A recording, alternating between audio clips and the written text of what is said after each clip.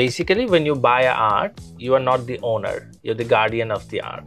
আমরা যতই ভালো পোশাক পরি না কেন, আমরা যতই ওয়েল ড্রেসড ভালো খাবার যত খাই না কেন, our heart and soul has to be very strong and committed to what we want. ওইটা যদি ঠিক থাকে, whatever you are wearing, মানে মানুষ কি বলে যে তোমার যদি কনফিডেন্স এনাফ থাকে, you can wear anything, you can eat anything, you can go anywhere.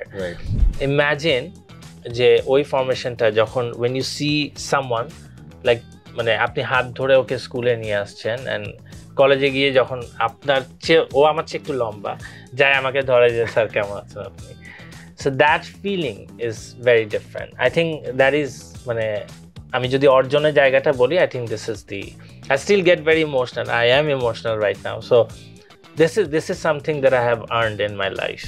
এই বাচ্চাগুলোর মধ্যে কেউ যদি কখনো একটা সার্টেন পয়েন্টে আদনানের অর্জনকে ক্রস করে ফেলে, সেটা বোধহয় আরো অনেক বেশি প্রাউড, অনেক বেশি। যে আমরা জব প্লেসমেন্টে তো হেল্প করেছি, কিছু বাচ্চা এন্টারপ্রেনার হয়েছে, তাদের নিজের মানে এসি ফ্রিজ ঠিক করা একটা দোকান দিয়ে ফেলেছে।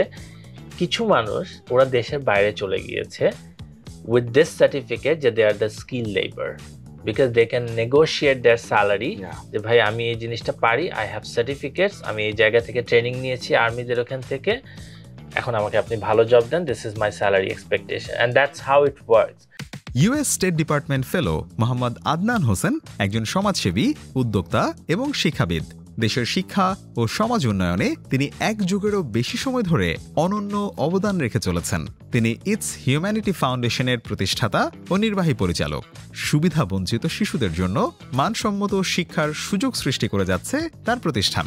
আজকের পর্বে আমরা শুনব ইটস হিউম্যানিটি ফাউন্ডেশনের শিক্ষার্থীদের সফলতার গল্প, সুবিধাবঞ্চিত শিশুদের জন্য মানসম্মত শিক্ষা প্রদানের চ্যালেঞ্জ ও সমাধান, এবং বাংলাদেশের এনজিও পরিচালিত শিক্ষা উদ্যোগগুলোর ভবিষ্যৎ সম্পর্কে তার দৃষ্টিভঙ্গি।